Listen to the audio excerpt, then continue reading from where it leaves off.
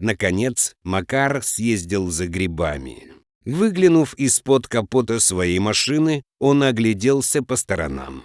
Еле доехал. Вздохнул он. «Ну ладно, мы тебя починим», — пробормотал он, пытаясь завести свою старую машину. «Зато как здесь красиво», — подумал парень, снова оглядевшись вокруг. Где-то внизу шумела горная река, неся свои кристально чистые воды, а вокруг шумели деревья, упираясь верхушками в самое небо. И такой чудесный воздух. Кажется, только он может излечить от многих болезней современного городского жителя, легкие которого привыкли фильтровать городской смог и копоть. Несмотря на досадную поломку, настроение у парня было приподнятым. К тому же цель поездки собрать грибы никуда не делась. Макар очень любил соленые грузди со сметаной и жареным картофелем. Ради такого удовольствия можно и погулять по лесу, тем более если это доставляет радость.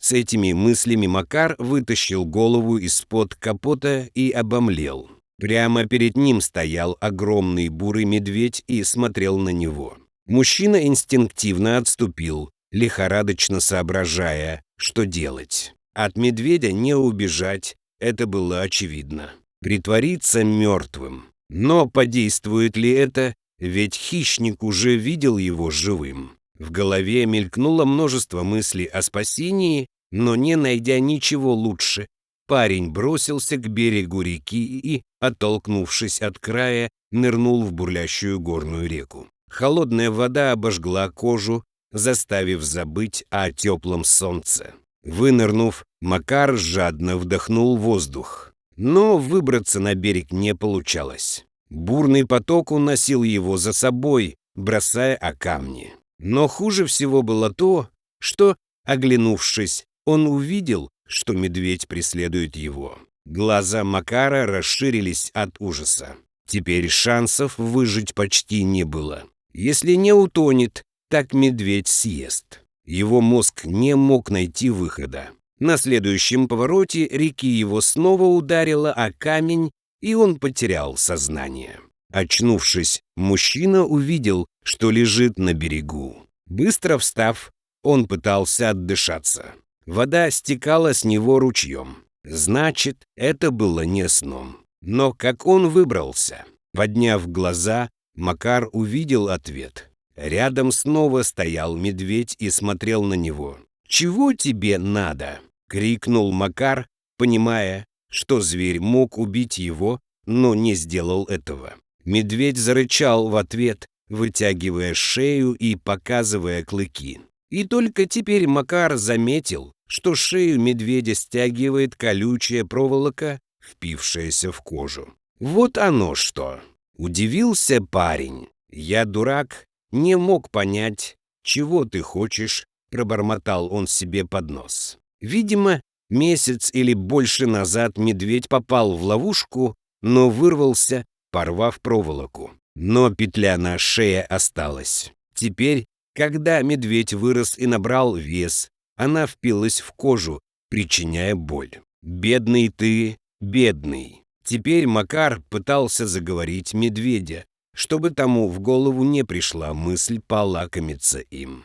Неизвестно, насколько действенным оказался его метод, но животное послушно ожидало, когда же человек сможет ему помочь. Судорожно пошарив по карманам, парень с облегчением нащупал пассатижи, которые помогали ему в ремонте автомобиля. Взяв в руку инструмент, Макар долго смотрел на медведя, никак не решаясь подойти к нему вплотную. Уж очень грозно выглядел дикий зверь. Но все же, совладав с нервами и про себя попросив о помощи всех своих ангелов-хранителей, парень подошел к животному. Проволока уже настолько плотно обхватила шею медведю, что Макару пришлось постараться, чтобы просунуть под нее пассатижи. Но все же ему это удалось. В следующий момент раздался щелчок, и железные путы распались, освободив могучую шею своего узника. Медведь,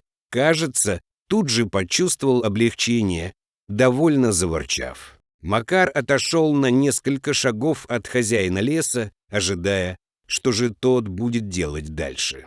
А медведь, оглянувшись на него, забавно заворчал, закинув морду вверх, и после этого со всех лап кинулся в лесную чащу. Присев на корточки, парень решил перевести дух. Да уж, сходил за грибочками, снова повторил он, не верив в то, что с ним произошло. Прошел уже почти год после встречи Макара с медведем. Он, конечно же, не забыл ту историю и частенько ее вспоминал, но теперь это выглядело более комично, чем страшно.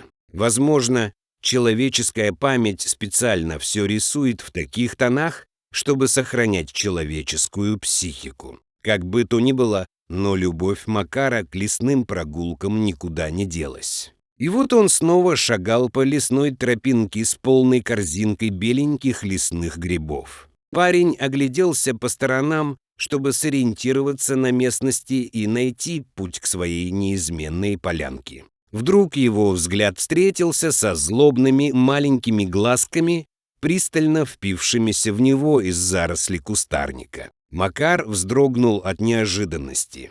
«Это кабан», — догадался он. Да, не просто кабан, а матерый вепрь. Парень прекрасно знал, насколько опасны эти животные, а он, видимо, зашел на их тропу, кинув тем самым вызов лесному хозяину. Оставив свою корзинку, Макар, не дожидаясь атаки сикача, тут же с проворностью белки забрался на дерево. «Врешь, не возьмешь», уверенный в своей безопасности, крикнул мужчина. Кабан вышел из своего укрытия и, задрав свою морду, начал присматриваться к сопернику. По всей видимости, он абсолютно не собирался уходить и решил взять противника измором. Иногда казалось, что сикач уже забыл о своей жертве. Он ходил вокруг дерева, рылом ковыряя почву и выискивая там что-то съедобное. Но как только Макар делал малейшее движение, он тут же оказывался рядом, иногда даже нетерпеливо повизгивая. Тело мужчины уже начало затекать от неудобной позы. Сколько он еще сможет вот так просидеть? Одному Богу известно. Да, и солнце уже начало идти к горизонту. «Да чего ж тебе от меня надо?» Со злостью закричал мужчина. «Да отстань от меня!» Кабан с интересом, задрав морду, разглядывал притаившегося в ветвях человека. Но даже и не думал уходить. Отчаяние накатывалось на мужчину. И в этот момент ветки кустарника раздвинулись, и показалась фигура огромного медведя. Сикач хотел было испугать незваного гостя, пригнув рыло к земле, будто готовясь к атаке, но медведь громко заревел и кинулся на дерзкого противника. Увидев это, кабан решил ретироваться и, со всех ног ломая ветки, скрылся в чаще. Медведь походил вокруг дерева, убедившись, что кабан уже не вернется, после чего задрал свою морду и беззлобно заворчал. И только сейчас до Макара дошло, что это тот самый медведь, которому он когда-то помог. Подождав немного, мужчина медленно спустился. Всю дорогу до дома он был в изумлении от того, что собственными глазами увидел, как животные могут отвечать добром на добро. Дорогие зрители, если вам понравилось это видео, то ставьте лайк и подписывайтесь на наш канал. До свидания.